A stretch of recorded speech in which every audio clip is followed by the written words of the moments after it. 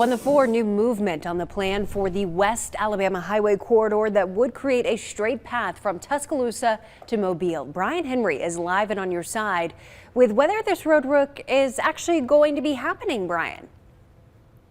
Well, Morgan, you may recall the project hit a little snag a few weeks ago when Republican lawmaker Chris Elliott expressed concerns about the overall cost of the West Alabama corridor, a price tag of around $760 million. We're all citizens of the state of Alabama. We recognize their Local and state leaders gathered in Tuscaloosa and once again drove home the point the West Alabama corridor must continue because, in their view, there is no other reason not to do it. Tuscaloosa Mayor Walt Maddox. And this project, as laid out by the governor and the legislature, begins to turn the page on much needed investment in an area of the state that's gone decades without it.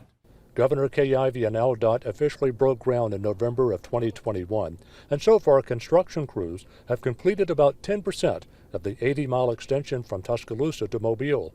Now, this creates some opportunities. There is a general sense that despite Senator Chris Elliott's concerns over cost, work on the 43 corridor will continue.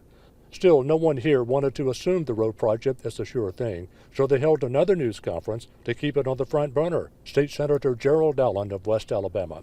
Stay the course, don't look back, look forward, because this will help rural Alabama. Thomasville Mayor Sheldon Day offered a different perspective on the need to extend Highway 43, jobs, economic development, long-term growth. But if you go back to 1980 to today, and you created a map of Alabama that showed all the economic development projects that have come to Alabama since 1980, I promise you, 85 to 90% of those projects have gone along an interstate corridor or a four-lane highway. In other words, according to West Alabama leaders, it's time. And Mayor Sheldon Day also pointed out that he has around 22,000 vehicles coming through his town every day in Clark County. Another reason, in his view, a four-lane highway would improve safety. And we should also point out that in the last few minutes or so, we heard from Senator Elliott, and he said that he is in the process of texting me a statement as it relates to the 43 highway extension. In West Alabama, Brian Henry, WBRC, Fox 6 News, on your side.